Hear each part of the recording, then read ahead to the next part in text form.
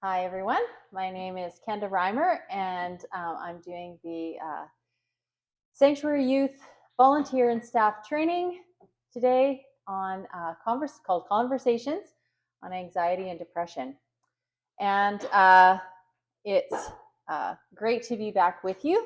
So today we are, we're going to look and do some talking around anxiety and depression. And the reason this is important to talk about in this setting in particular is because you're working with a vulnerable population where these things show up in many different ways.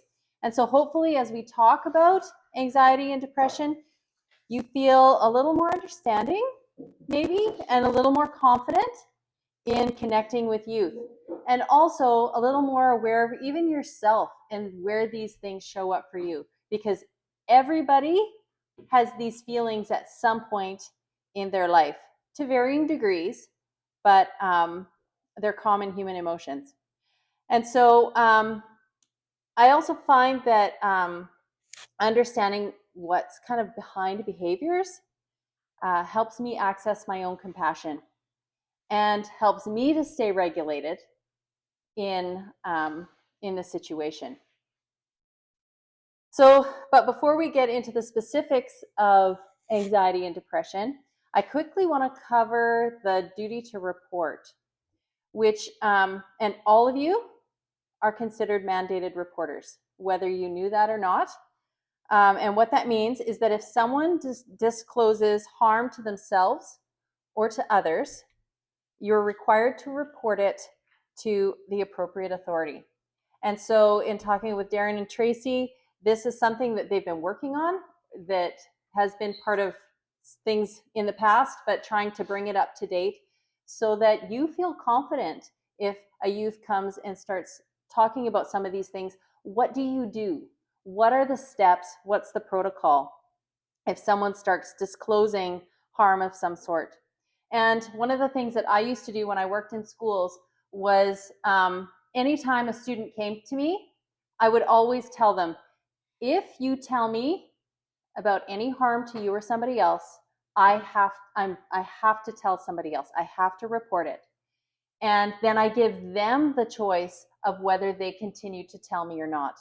If I notice that they're hesitating and trying to figure it out, then I can ask them a further question like, are you concerned about what would happen if you were to say something? And again, they're not saying anything yet, but they might be curious. They might be trying to decide, is now the time? Do I really want to say this? And allowing them to know in advance, before they say anything, that this is what is going to happen and I have to do it, then allows them to decide what that means for them and how they want to proceed.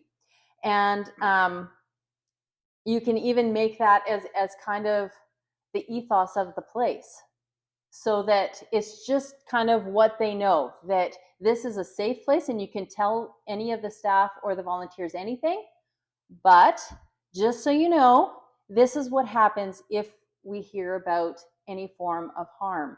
And that allows them to make the decision, and it actually empowers them, because they've been in so many situations where a choice has been taken from them, that to give them power over their own story to decide, if I tell this, this is what's going to happen. So then they're able to choose when that's appropriate for them. And and it keeps them in control of their story. Also, and then there's no surprises. If they happen to just share something and then you say, oh, by the way, I now have to tell somebody, many of them freak out. And then you are not a safe person anymore. They didn't know that this was going to happen. If they knew, they would have, you just hear the whole thing. So if it becomes just kind of the ethos of the place, just something that if you notice somebody's wanting to go deep, just a reminder. Anything like this, I need to report, and the center will have information on how to do that. Oh, Tracy. Can I just remind, that's for 18 and under? Not necessarily. Yeah, it is specifically for 18 and under, but from my understanding is that anybody who is being abused, you can report for them. If yeah, that might be something to double check, but last I heard it was you don't need the person to the person's permission even if there is harm to somebody else. But there's also no statute of limitations on child abuse, both physical or sexual. So abuse doesn't need to be recent. And this is particularly important if the perpetrator is still in a position of authority or still has contact with children, like particularly in like a foster care or kind of a home kind of environment. And that might sound kind of tricky to navigate, but whether we're mandated or not, as followers of Jesus, that's kind of part of the deal. We stand up for the abused, we stand up for the hurt, we look for ways of helping. And so again, the whole mandating, reporting, that kind of legal side isn't my expertise. I just know if this happens, I do that. But at least that gives you some kind of base, and to let you know that Tracy and Darren have worked on that, and they have incident report sheets if anything. And again, they'll train you in that. I'm just letting you know. So depression and anxiety. To kind of start off, they're normal human emotions. And unfortunately, I mean, it's wonderful that mental health and anxiety, depression, things like that are becoming, there's less stigma around them. More people are familiar with them. More people feel more comfortable sharing their struggle with that, which is fantastic. The downside is that everybody's becoming very familiar with mental health phrases and don't necessarily know what they mean, or can apply them to things that it doesn't actually apply to. And so it's becoming super easy to self-diagnose. And so many people think they have clinical anxiety or clinical depression, and they actually don't. But we've kind of pathologized any feelings of worry. Even anxiety is normal. And so it's good that we've made space for these, but it's also recognizing that they're normal. So we don't need to freak out if somebody is expressing worry or sadness or anything like that. And it's an invitation for curiosity to find out more about what's going on for them. And so it's good to make space for these emotions, and to validate, to try, even though they might think they have clinical depression or clinical anxiety. It's not your job to convince them otherwise, but you can normalize. You can say, I understand. I know lots of people that struggle with these kinds of things. Or even you yourself throughout your life. You've had experiences of sadness. You've had opportunities where you've been worried or afraid.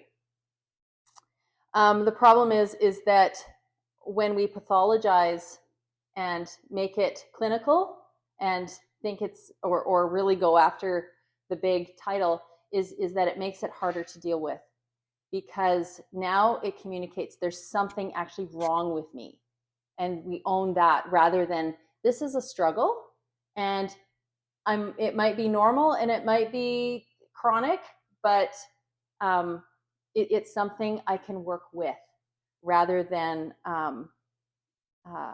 something wrong with me, because that mindset can just make things worse and keep people stuck.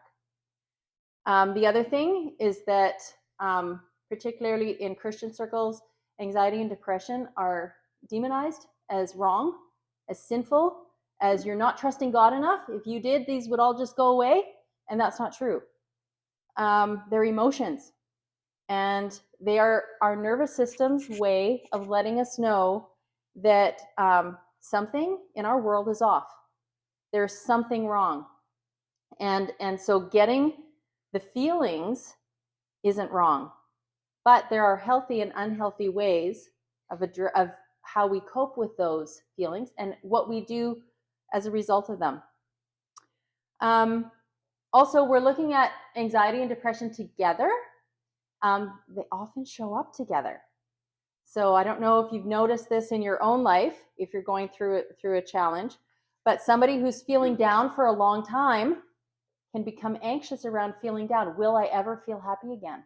Which actually then brings in anxiety and worry and fear. Or somebody that is prone to anxiety and a lot of worry and a lot of fear can start to feel depressed around why do I always feel this way? Will I ever, and actually start feeling down. And so you can kind of see how they can work together. And so let's start taking a look at depression. So we've all felt sad, right? I'm sure all of you have experienced some form of loss, grief, loss in your life, transition even, saying goodbye to something to embrace something else. Those are hard.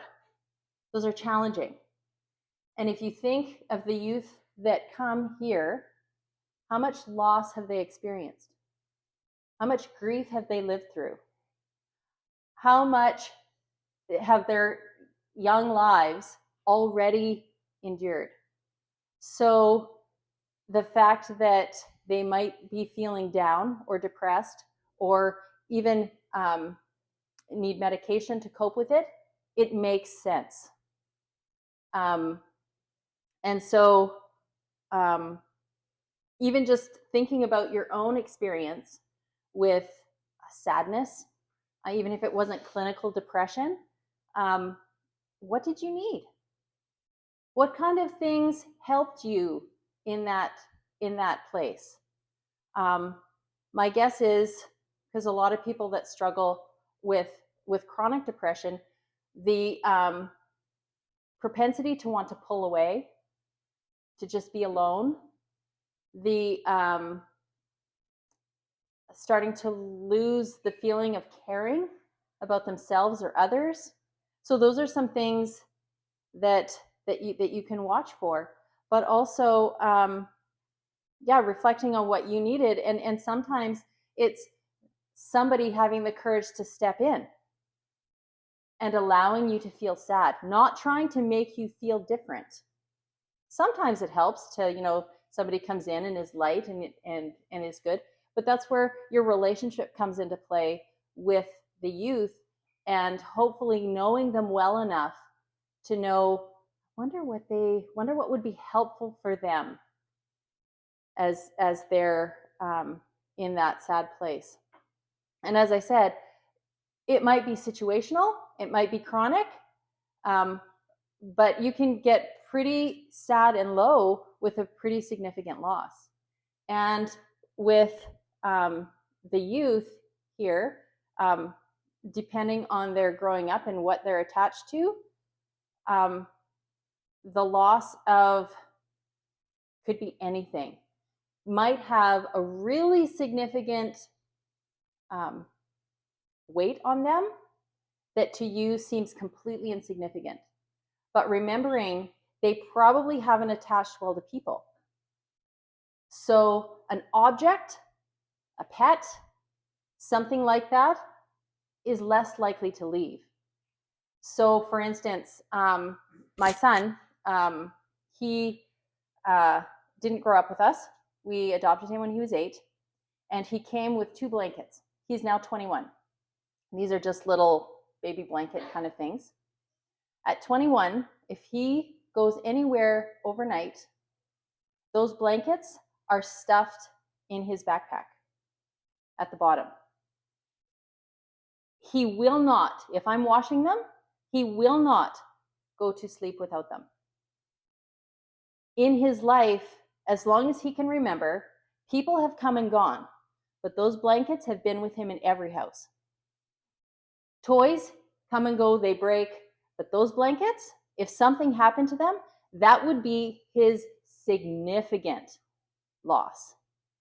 And at 21, you're like, oh, seriously? But that's important to him. And so recognizing with the youth that you're interacting with, you may not know what their significant attachment is, but if suddenly they're freaking out, and it might be something like that. So as much as possible, just try and validate and try and understand that this probably carries more significance to their overall life. This is significant to them as a parent dying, or a pet, or something that people with a more person-to-person attachment would feel. Or if they lose something, if they lose it and they come in and they're a mess, and they say, well, I lost my keychain. Like, okay, well, we'll get you another one. Well, it might not be that simple.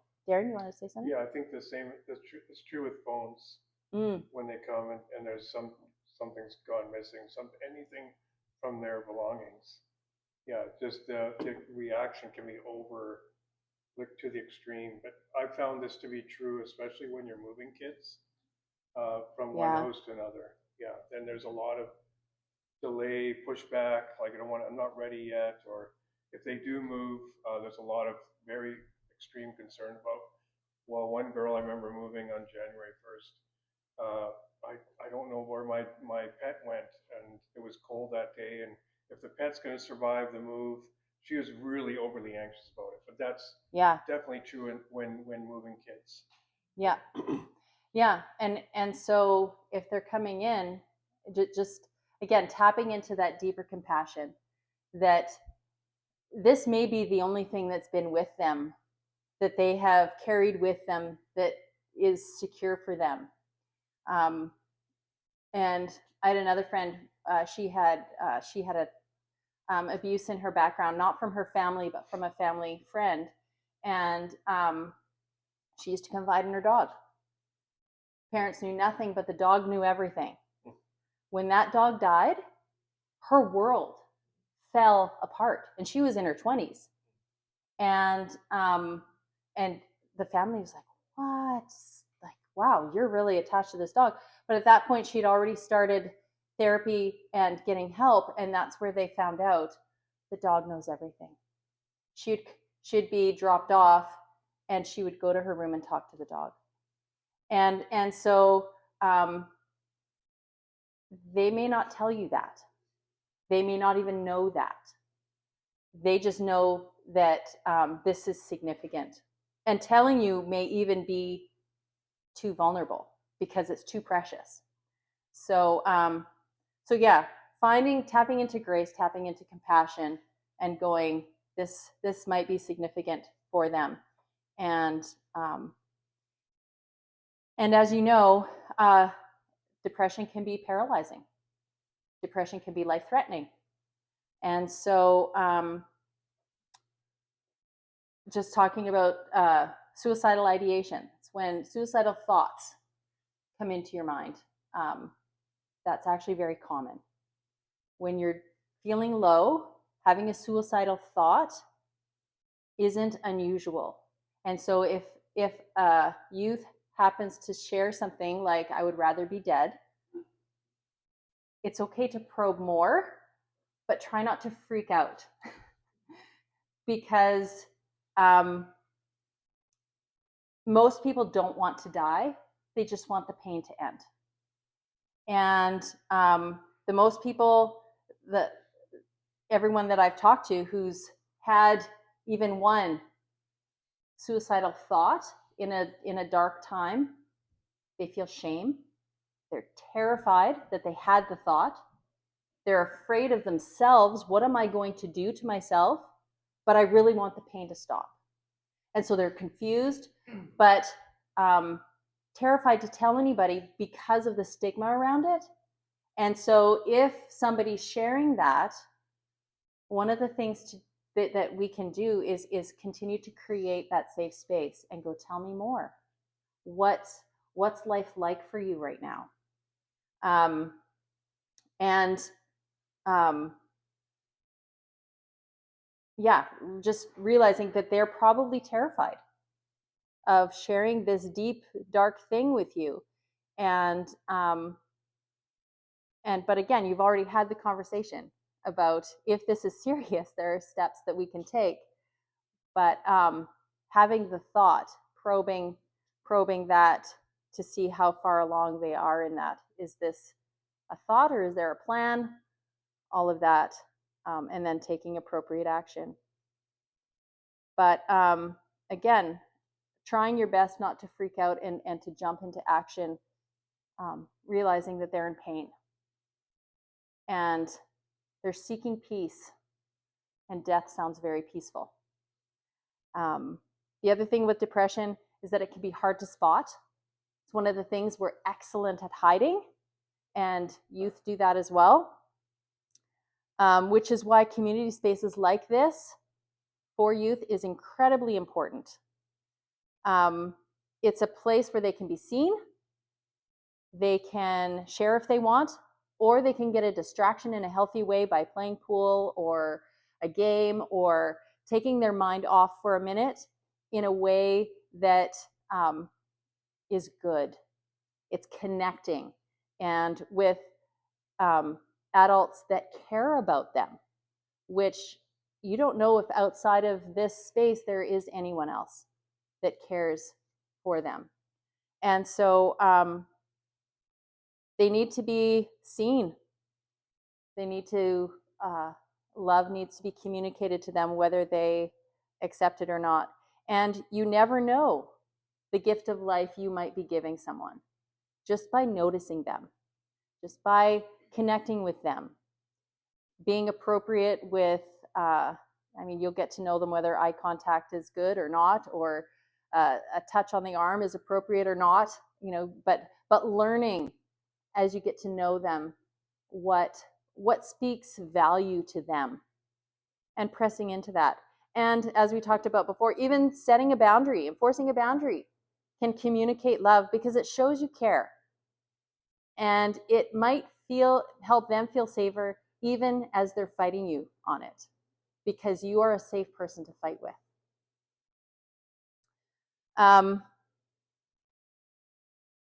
So that's depression. Do you guys have any questions or comments around or even some of your experiences with youth around that? What does that look like here in this setting?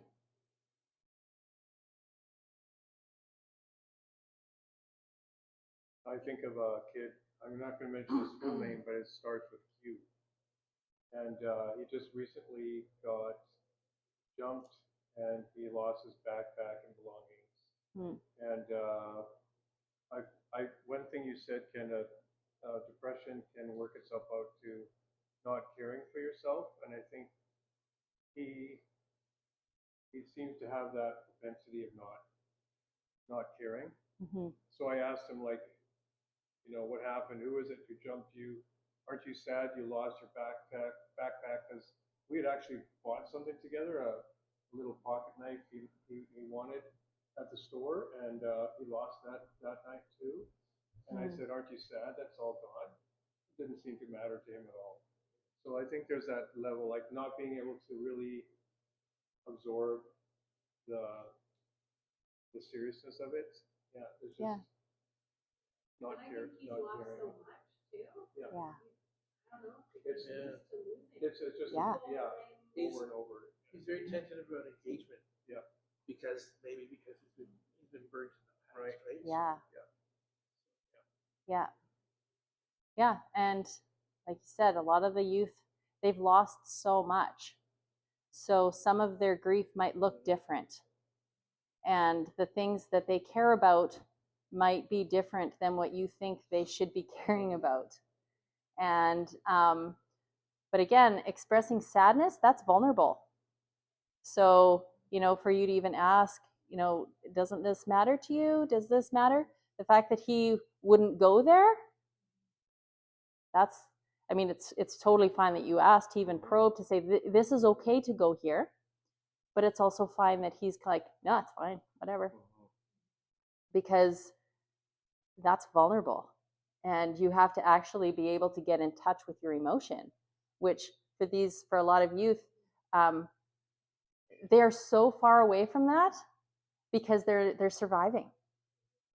So on that note, that this youth, but also others,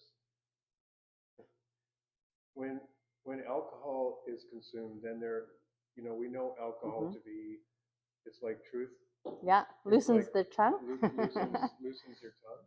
Yeah. So I wonder too if, and Q has got in trouble when he's drinking. So I wonder if when a youth is drinking, then those emotions are expressed, and then the pain, and then associated problems or consequences can result. So yeah, it's almost like you want a little bit of alcohol, but not too much, in a controlled way, so you can figure out what is going on with somebody on the inside. But that's not right. I will not condoning that, especially on tape. Yeah. I wonder too, and I don't know what other people feel like. Maybe we all feel this way sometimes, but I feel like when I notice you, it seems like there's depression, anxiety. It's almost very difficult. Yeah. I even just had a youth here the other day. She was looking at a little brochure we have, and I was trying to explain it to her, and the topic of peace came up. And she said, "What's peace?" And I thought she was asking, like, what's peace? Very abstract. Yeah. So I started talking about that from a personal point of view. And I said, "Well, what is that to you?" And she said, "No, I didn't know what the word meant." Yeah. And so I feel like depending on their background or where they're coming from, some of the language around even being able to know what's going on in their own heart and mind, getting that out into I'm lonely, I'm sad, I'm scared. Like I don't know if some of that language. Like one of you think L, I don't know. He's trying to get off of opiates. Yeah. And he's a smart kid. But his father, very passionate about trying to get him off. But I've heard them interact in public, and the father's not eloquent enough to get his message across. Yeah. What he wants from L. Yeah. Mm-hmm. So yeah. it takes someone to put it in terms that are understandable and totally and concrete enough. And that's where as a staff, volunteers, you can model, like bringing up the word peace, model more words, especially emotional words. There's more than sad, mad, and glad. And so the more emotional words that they become aware of, the more the more they understand, the more then they're able to communicate. Well, I'm not mad, I'm frustrated. Or, they just get that many more ways of communicating. But you're right. They probably don't have the language, and probably, partly developmentally, the disconnection between body and brain is still, probably not tapping into both. But the more trauma you have, they're disconnected, because you can't tap into your body. It's carrying too much pain. I have to stay up here, because if I pause or think at all more deeply or allow myself to rest, all of that stuff bubbles up and it's going to overwhelm me, and I don't know what that's going to do. And so that's where they might want to keep things light. They might not want to go deeper, but that's okay, because you're not their therapists. You're not their savior. What you are is a place to provide a taste of security, a taste of something else, maybe planting a seed of hope, that there is another life. And I might be able to find it. These people are living something else. And you never know the kind of life, the kind of seed that plants deep inside, that in their dark moment, when they're strung out on something or whatever, where some of the emotion starts to bubble up, where it comes into their awareness, where some of the things that you've modeled and communicated to them might come back. And that's trusting the Holy Spirit, in that He loves them and He's with them constantly, and will use what you have here to speak life to them in ways that you never will know. But yeah, so that's depression. Let's move on to anxiety. So anxiety is one, especially when I was working in the school. Every kid that walked into my office had chronic anxiety, apparently, and it is way overused. And one of the things that I found really helped them was helping them to know, oh, anxiety is normal. You're scared about a test? Guess what? You don't have chronic anxiety. Everybody gets scared for tests. You can take a deep breath.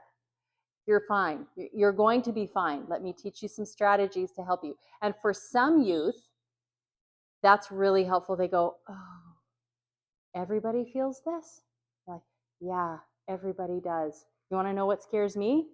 And then even share some of your own things that cause worry. But for some, and you can tell the difference, it's their badge of honor. It's, I have anxiety. And so our job isn't to rip that away from them. For some reason, that label gives them comfort. And it's not our job to determine whether their anxiety is chronic or not, or anything. We can let them have whatever they want to have. They can be however they want to be. And but what we can do is honor it, recognize it, not make light of it, because anxiety is hard. When you're scared, it can totally take over. The other thing with anxiety, again, we tend to think as Christians that you shouldn't have anxiety, just trust God and it would all go away. And that's not true. Some of you might not agree, but even Jesus had anxiety. You can't be in a garden sweating drops of blood and not be anxious. But he also trusted his Father. You can have both. And so yeah, that's, so what's going on? When we feel anxiety, it's our, like I said before, it's our nervous system noticing that something in this environment, my nervous system is telling me something in this environment is dangerous to me, and I need to be on high alert. And this is good, and this is healthy, and this is how we're made, and it keeps us safe. The problem is that when we get stuck in high alert, then we never feel safe. Our alarm system is overdeveloped because we've been in so many situations where we've had to be on high alert to protect ourselves that we don't actually know how to shut it off. And if you think about your nervous system, and particularly with anxiety, it's like your fire alarm. And it acts like your fire alarm. And so some people have very, very sensitive alarm systems. They walk in the room and the alarm goes off.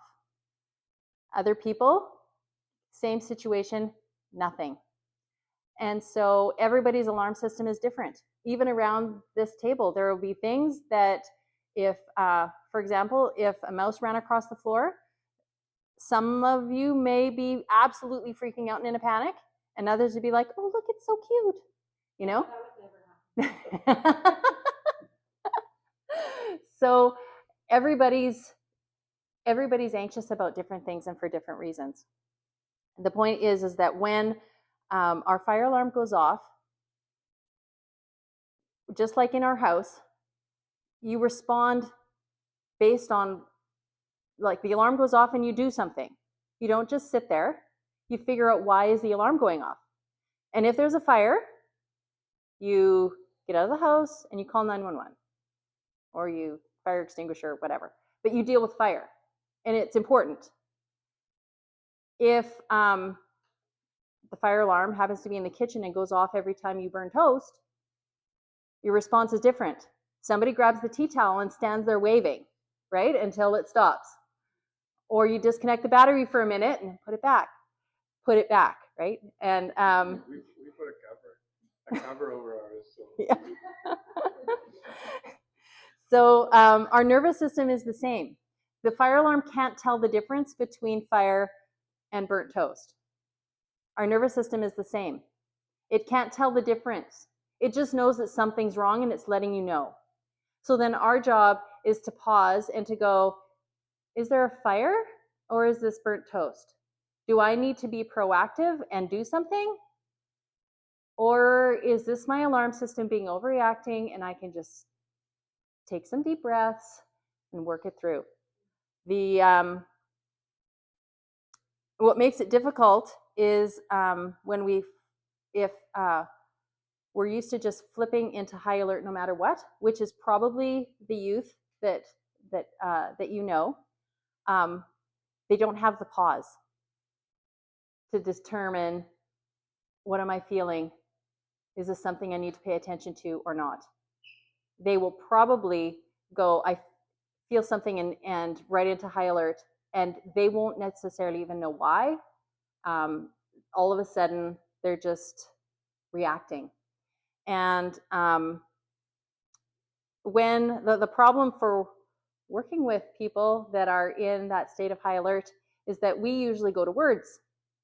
And the problem is that when you're in a state of panic, your brain has gone offline. You are out of control. Words are not computing your brain. Your thinking brain has actually shut off. You are now in survival mode. And so talking probably doesn't help. So what do you do? Well, it kind of depends on how anxiety shows up, because there's different ways anxiety shows up. As you think about the fears in your own life, what ways have you seen, what other emotions come to the surface when you're actually feeling afraid? Any anger? Yeah. Any others?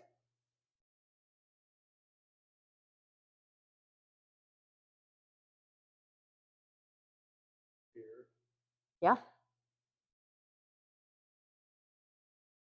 Those of you with kids in school who hate homework, avoidance, procrastination, I just don't want to, all of those phrases, that's fear. That's anxiety. That's another emotion that's driving that. Tears, frustration. The neater one is which over planning, needing to know what's happening next, control, the feel of, because needing to know, if I know, then I can relax. And I don't know about you, I've experienced all of those ways of feeling fear. When my kids were little and they're running towards the road and I'm yelling in my angry voice to stop, it's not because I'm actually angry. I'm terrified that something bad is going to happen to them, right? I actually don't like preparing for talks. I love doing them. but preparing for them is not something I enjoy. So I think about it and then I go, I'll do it tomorrow. Or when I was in college,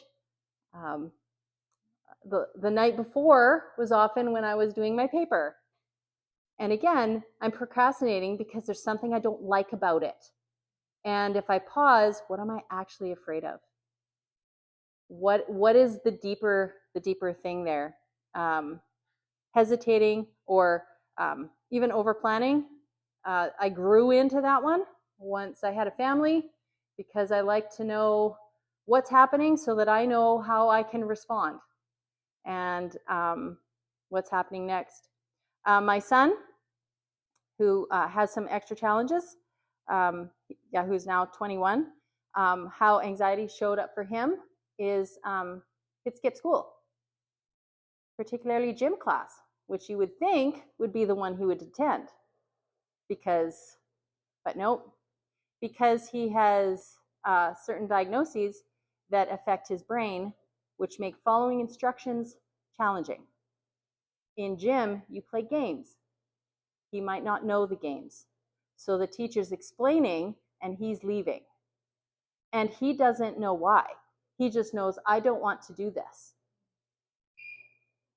I know why, because I know what his brain does, and you go, oh, he's afraid he'll get it wrong. And in front of the whole class, while he's on a team, he'll do something and he'll be made fun of, he'll feel stupid, he'll be ostracized, he already feels other. And so he doesn't know why. He just starts hearing instruction, goes, I'm out, and then disappears. And so some of the youth that you work with, you may have to do some investigating. They're just presenting something or resisting, and it may take relationship, it may take wonder what else is going on for them. What actually is the resistance, and how can I help make that easier for them? Because they probably don't know. The other thing is that they've probably experienced a lot of negative reactions to their chosen way of expressing anxiety. And so recognizing that if I'm feeling frustrated with somebody, that might be my anxious response because I'm trying to avoid having to do something I don't want to do with them. It's easier if they just obey. It's easier if they just do what they're told.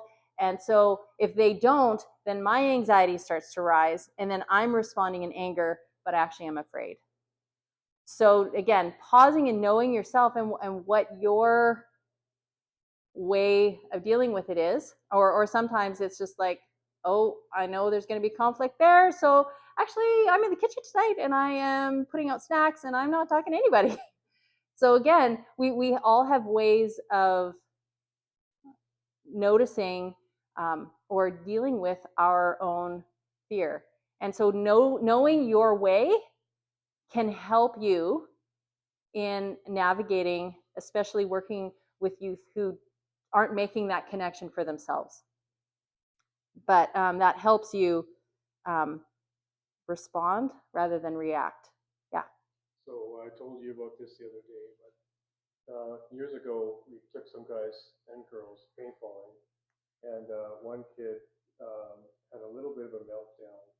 And what was going on in me was we spent a lot of money and effort to get these kids to the place, and having a kid melt down was going to get in the way of us having fun, including me having fun. I was looking forward to paintballing too. So I decided I was going to handle this by confronting the kid. Well, that did not work. It made things worse. So yeah, just knowing ourselves is really important. Yeah, and someone else came in, calmed him down, took him for a walk, had a cigarette. But yeah, so it's knowing how to respond. Yeah. And what's going on inside of you when this is happening. And that's something that also a lot of youth turn to is smoking or vaping. Because think about what it is. You're doing a deep breath, right?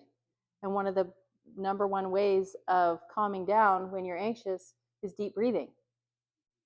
And so trying to get a youth to stop some of those behaviors, well, they actually need it. It's no wonder it calms them down. It's accessing the very strategy they need. But yeah, so again, trying to come to the place of understanding that there's a reason for the behavior, and so yeah. So what do you do? Panic attacks. I don't know if you've ever had one yourself, but they look like a heart attack. And so, and anybody can get them. They usually come without warning, but they look like a heart attack. And so, if in doubt, just go to the hospital. And it's better to be safe and have them get there and going, no, this is actually your heart's fine. It's just, rather than to assume it's just a panic attack, but actually it's something a lot more serious. So again, but if you know it's a panic attack, don't try and start a conversation. It's, again, the rationale is not going to work, and they probably can't fully hear you anyway. So again, the breathing, deep breathing, box breathing, anything like that can help guiding them through their five senses, even if they know their strategies. I don't know, there's some people that they know the strategies, but they're in such a panic they can't access them because it's in their brain. So just sitting with them and helping them remember, go through your five senses. Can you feel your feet on the floor? Tell me 5 things that you can see in this room. Do you imagine you're squeezing a lemon? Can you feel the juice running through your fingers? What does it smell like? Can you imagine what it tastes like? Some of those kinds of things. Getting them out of their head. Anxiety is emotion. And sorry, I keep hitting that thing. Anxiety is emotion, and the way to deal with it is through the body, not through the brain. Any kind of movement, walking, jumping, something weighted. They say that the reason we actually sleep with blankets is because having, even in hot, just having a weight of something even light on us calms our nervous system and we can sleep. So so those are some of the things that can help, like a blanket, a jacket, something to hug, to squeeze. And it's good to remember that you can't stop anxiety by trying to stop it. It actually makes it worse. Acceptance of the feeling and going, this is okay. And trying to embrace the feeling rather than getting it to stop, because when it's not stopping, what does your anxiety do? It's not stopping, it's not stopping, it's not stopping, right? Instead going, oh, I'm feeling anxious, but that's okay. That's okay. Of course I'm feeling anxious. So I'm going to breathe. And somebody's going to come and put their arm around me. And we're going to breathe. And we're going to drink water. And we're going to, but this is normal. And some of those kind of things actually help us move through it rather than trying to push it away.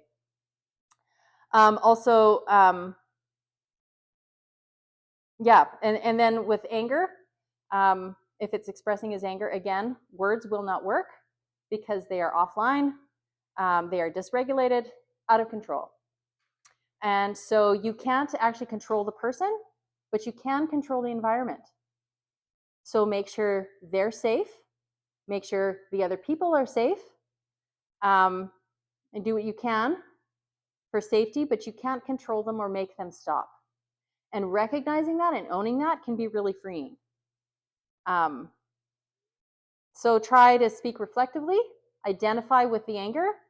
If you know why they're angry, that can be really helpful, and go, I get it. That's, wow, I'd be mad too. I get why, wow, that seems really unfair. So try and rather than telling them, don't be angry about that.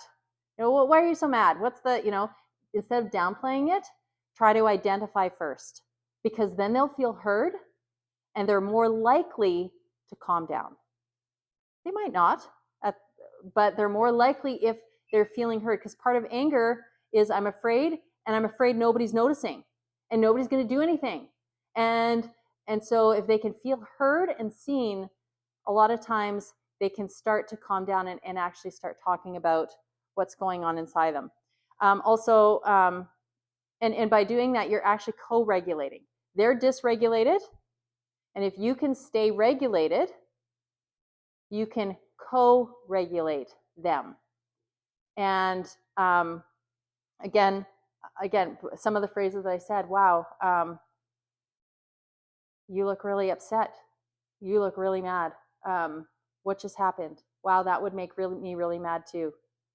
And then you can model a move to calm. You can even join them in their heightened, oh man, and just be like showing that you're frustrated too. But then model the move to calm. Just like, you know what? I'm getting a cold drink of water. Do you want one? Again, we're tapping into senses. When I'm mad, I chew ice.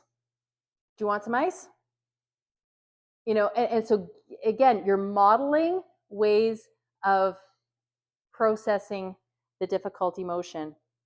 Or as they're talking, keep doing your own deep breathing. Like, oh man, that's a lot, isn't it? And you might notice that they'll start copying you. Yeah, so that's anger. But again, you can't control them. But you can sit with them. You can identify with their anger and model ways of bringing it, of becoming regulated again. And the other one is the procrastination avoidance behaviors. And these take more subtle probing because, like my son, he has no clue. No, he just doesn't want to do it. You know, you ask him, well, why didn't you just, this is so easy. Why didn't you just, whatever. I don't know, didn't want to. And honestly doesn't know anything deeper than that because he's not making the connection to the deep thought yet around, he's not doing reflective thinking around why do I do what I do. It's just, I don't like it, and so I'm not doing it. And my guess is a lot of the youth that you would know would probably be in a similar place. So you can just model and create a safe environment for mistakes. Because a lot of times procrastination is around the fear of making a mistake. It's what I'm doing is feels kind of vulnerable, and I don't want to be vulnerable, so I don't want to do it. It's going to expose my weakness, so I don't want to go there. So not teasing, doing things like a lot of kids actually don't like attention drawn to them, especially kind of negative attention if they've done something. Some kids don't mind it, but a lot of kids don't. They feel under the spotlight, and so especially if they've made a mistake. So creating a safe environment for failure, allowing them to see your failures, and that no one's criticizing you, and that how you handle your own mistakes is good. And there are also things that make anxiety and depression worse. And these things, which I'm sure all of your youth have all of these at some point, at least in the youth that I've worked with. Things that make it worse: energy drinks, caffeine, sugar, low nutrient foods, and lack of sleep is a huge one. Good sleep is incredibly regulating, but sleep is also vulnerable. So a lot of kids that are in high alert, sleep is one of the hardest things because they'll stay awake as long as they can until their body just shuts off, and they'll get just as much to kind of get them through, and then they're up again.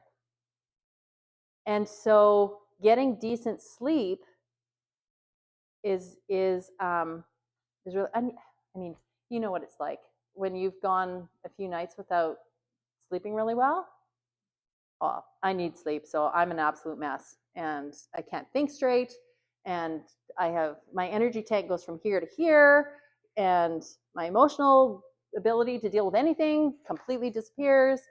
And so you've got youth that are living there with little snippets of sleep here and there, and they're surviving from pushing through the tiredness with caffeine and energy drinks and sugar. So it's kind of this, nasty circle. But also drugs, alcohol, even marijuana. They take it to feel calm, but it actually is counter-effective, and they'll feel calm in the moment, but it actually increases anxiety and depression, and so does alcohol. And unstable relationships, because growing up there isn't anyone bigger that they could count on to take care of them. So they take on the responsibility. If I don't care for myself, then there's no one else. And so one of the things that you guys provide here is that place where they don't have to be the big person. They can actually, somebody's providing for them. Somebody's caring for them. And they might resist it, but you don't know the impact of being cared for, what that does for them in their world, because you don't know where else they're experiencing that anywhere. So just some final thoughts. Like we said, they may not know why they feel the way they do. They probably don't.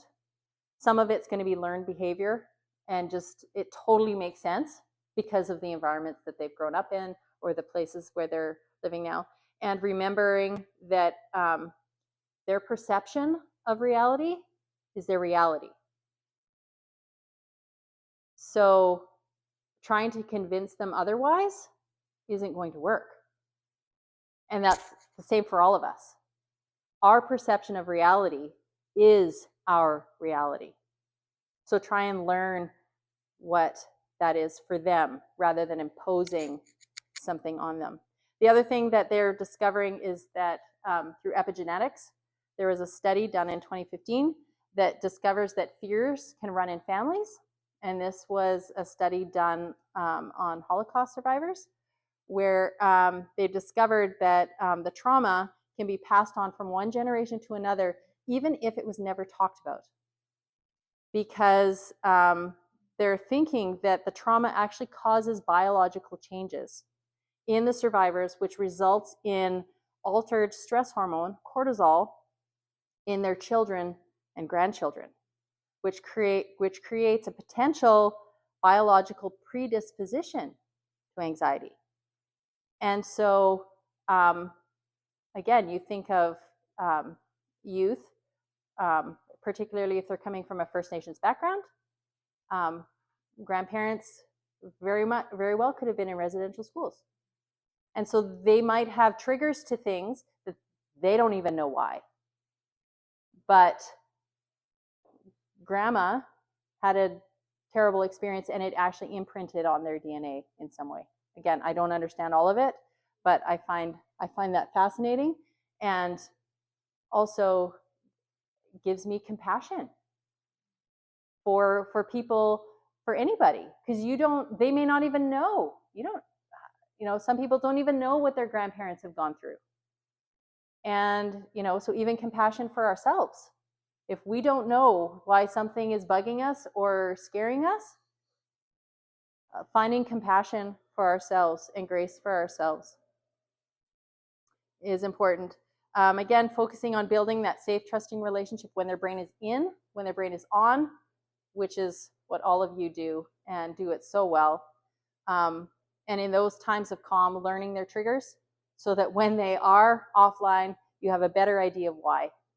And you can strategize around what to do. Again, noticing the body stuff and helping them make that connection. Somebody walks in, noticing you look worried. Again, it's an emotion word, and you're connecting it to their body. You look deep in thought. You're quieter today, or you look antsy. So again, you probably won't get far with those things, but you're modeling, again, connection between what's going on in their world and their body, which is a step towards health. And remembering big emotions are scary, and deep down, they just want to feel seen, heard, and not alone. Remember, they're not giving you a hard time, they're having a hard time. And that's why they're behaving the way that they are. As I said before, you don't have control over another's feelings, but you have control over what you model. And that's something that all of you are working really hard and want to. That's why you do this, because you want to model something else for them. Every behavior is communication. It's an attempt to get a legitimate need met.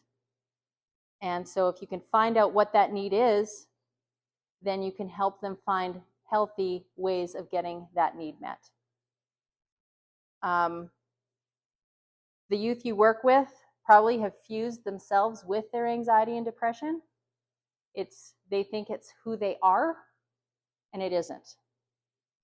And the road to healing is learning to actually separate yourself from your feeling. Yes, it's you, but it's also not you. And so, because when we fuse our identity with the things that we're feeling, it doesn't become an alarm system anymore. It becomes something that's wrong with me, and that brings shame. And it becomes something unwelcome. There's something wrong with me.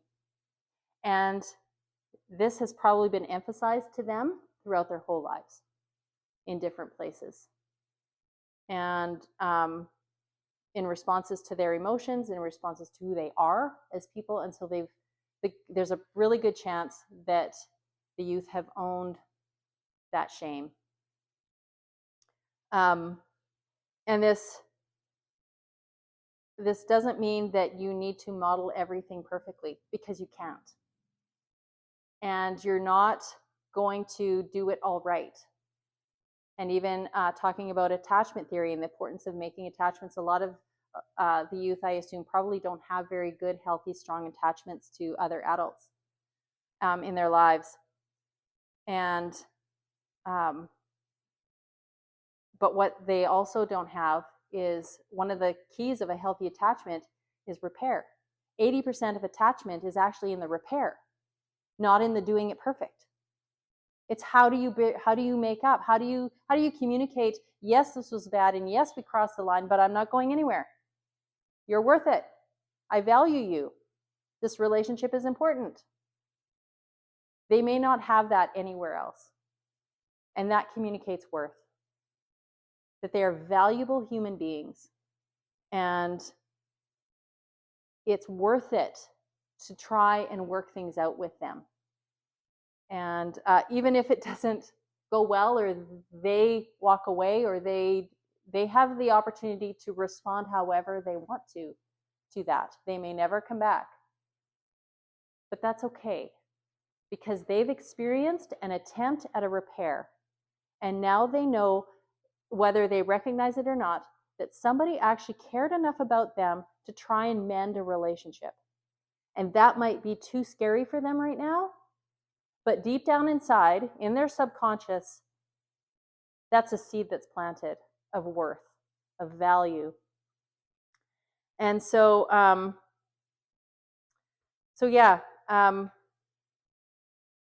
as you're connecting with youth, as you're trying to love them as best you can, as you're serving, ask for the grace to see the scared kid, the sad kid that's behind the behavior. Ask for a glimpse of that, so that you can communicate their worth to them. And because they are incredibly valuable,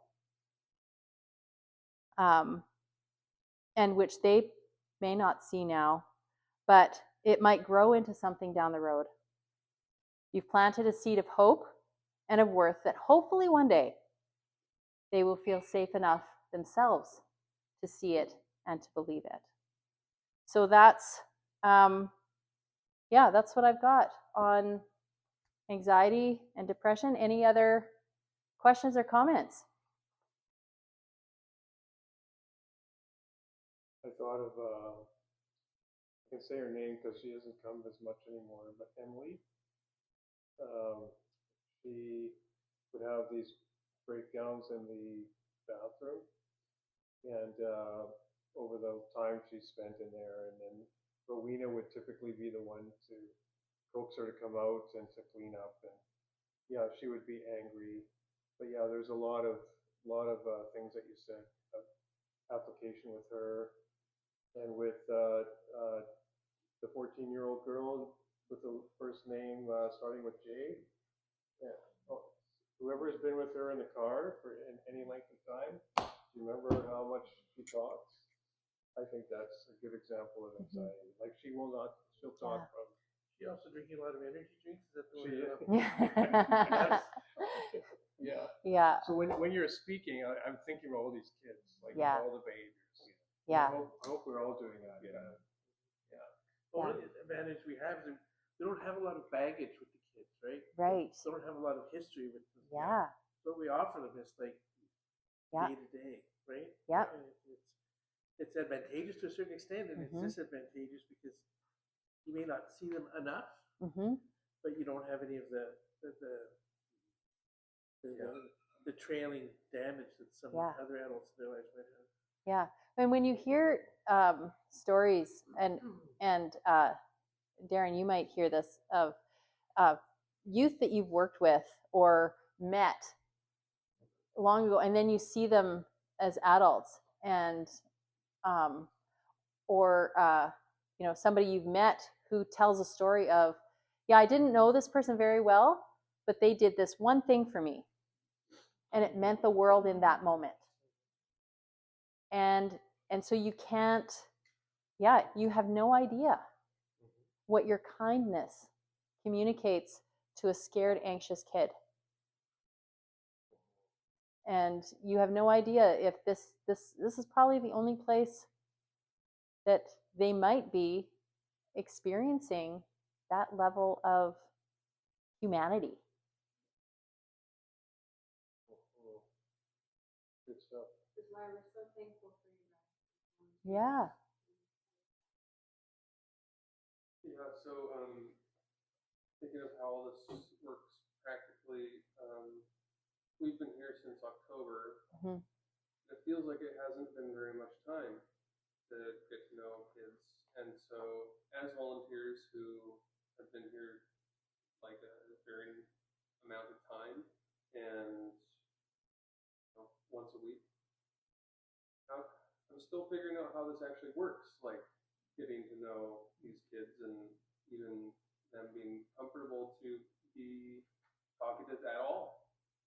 So that's the challenge that's on my mind. Totally. And I mean, you might be able to speak to that. You've been in it a long time. I think it's identifying a kid or two kids that you could relate closely to, and just kind of make that your focus when you're here. That's just maybe step one, is to see who's that one or who are the one or two kids that I really can make a connection with and begin to work with. And then the other one might be, depending on one's time, and I'm saying this for everybody's sake, is that you're volunteering here doesn't have to stop with the drop-in. There's opportunities to volunteer outside of the drop-in hours. So if that's something that you're interested in doing and helping with, then we'd be happy to have a chat. Like more of a mentorship role. Yeah, going out, taking a kid for coffee, all within like safe boundaries, right? With appropriate boundaries and so on. But there's definitely room for that. And I think too, like you touched on this, but I think it's that sometimes we think, well, what am I doing? I'm serving them food, or I'm playing a game of pool, and you're like, oh, what did I actually do today? But those youth who are living, I mean, I've seen you play pool with youth that I know have no parents, that have living in group homes. So to you, you're a grown up showing them time. and I'm gonna go and take that opportunity to talk with you. And so it seems small to us, and we think, oh, if I really made a connection, but it's still very, very valuable. And I think too, to the couples here, like you're modeling marriage too. You may not realize it, but I don't think many of the kids that we work with have seen a healthy marriage. I have to say that carefully, but even just working together in this space is something that they're exposing, a positive thing you're exposing them to. You might not, might not be doing anything out of the usual, but for them, it's out of the usual. It's very unusual. And you can't minimize the impact of your modeling. We teach what we know, but we reproduce what we model. And so, like you said, how you talk to another staff member, how they, like, you don't know the impact that has on somebody, how you treat each other with respect,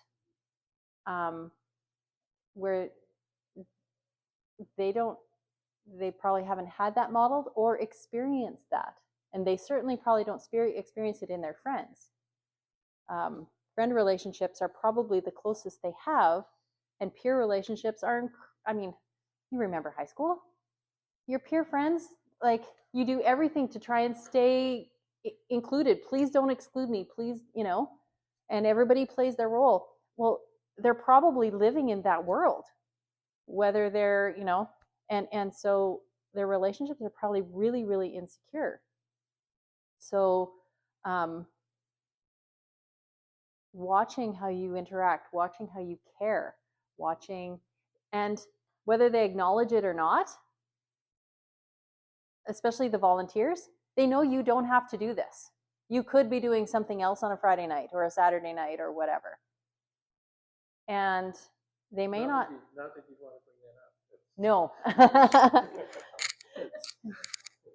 Yeah, but deep down, if they may not make that connection until they're older. But again, it comes with, you know what? That was a really good place for me when I was 18. And I think I've been here for some time from my experience, when kids drop by, when they first come in, you really have to watch and see coming in. They have something to look for, so you have to catch that moment and approach them, and just saying, not only asking the name, right? You look, wonderful. You look kind of sad. Can I help you or what? I think to make the connection. So I find so often it's like the next time, whether they will come in the next time, that's the moment. They feel kind of welcome. They feel kind of like having attention. I think this is very important.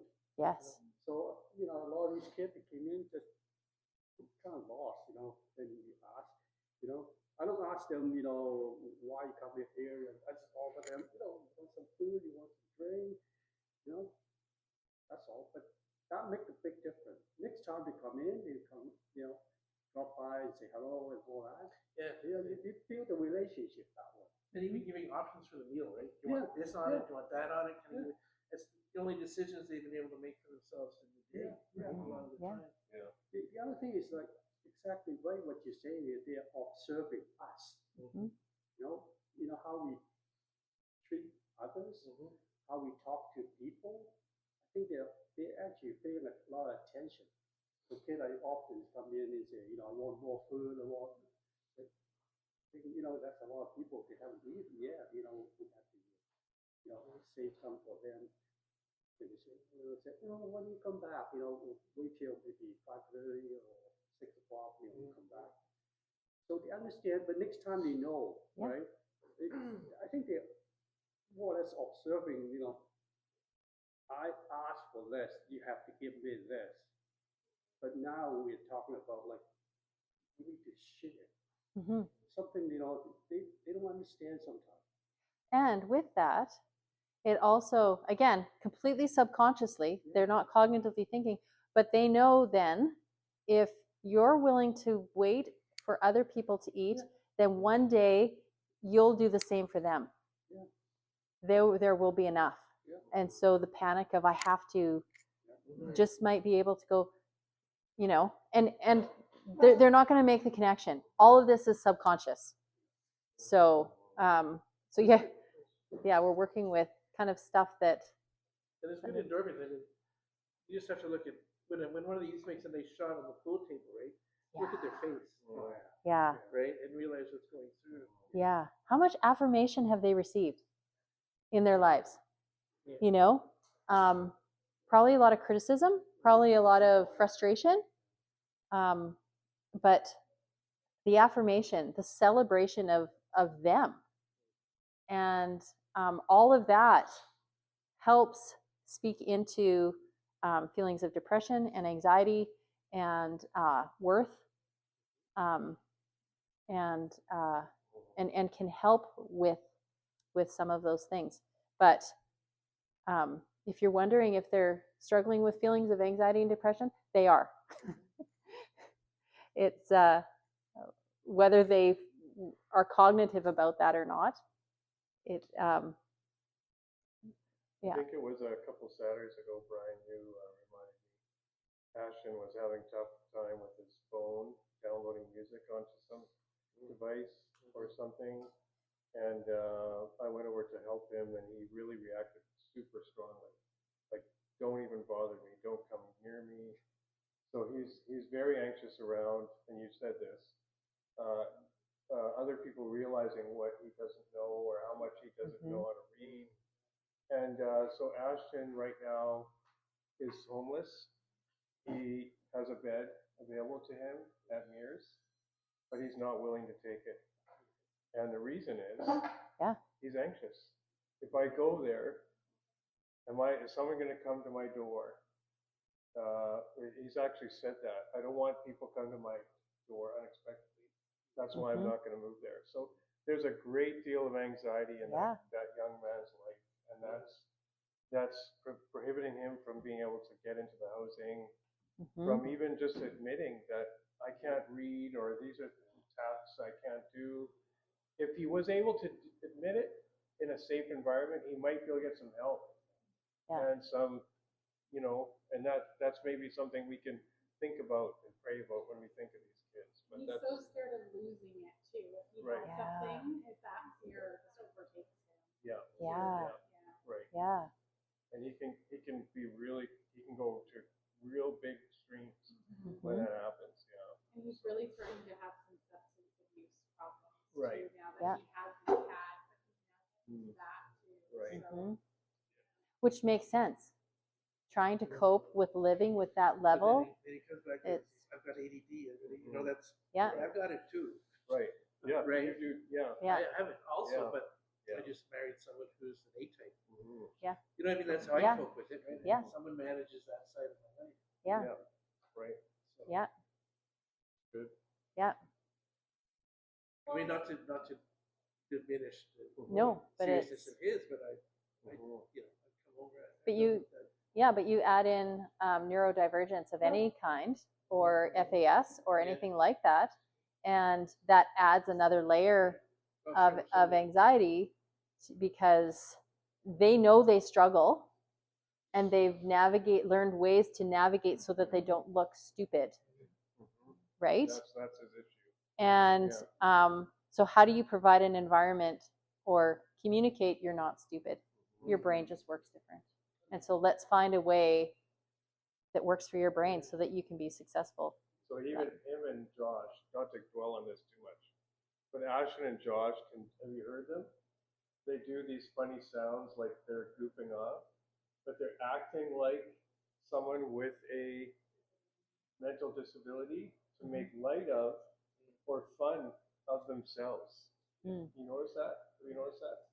So they're actually kind of trying to make light of their condition, I think. And that's a coping mechanism, I guess. I've noticed that with them. with Dr. A tonight. Just want to make sure so when you come next time to training, you know we're going to finish on time. But thank you, Kenda. Yeah. Like seriously, there's a few things that I really don't want to forget: the smoke detector and the toast. Not knowing the Yeah. difference. Yeah. I'm sure there's different things that will hit you guys about today. I am going to send it out to people who weren't here today. Obviously, we can always go back and listen to this. I saw some of you taking notes, which is awesome. I have to look at your writing, Leah, because Those are the like neatest amazing. left-hand notes I've ever seen in my entire life. Really a big thank you to Kenda for the time you put into Yeah. procrastinating.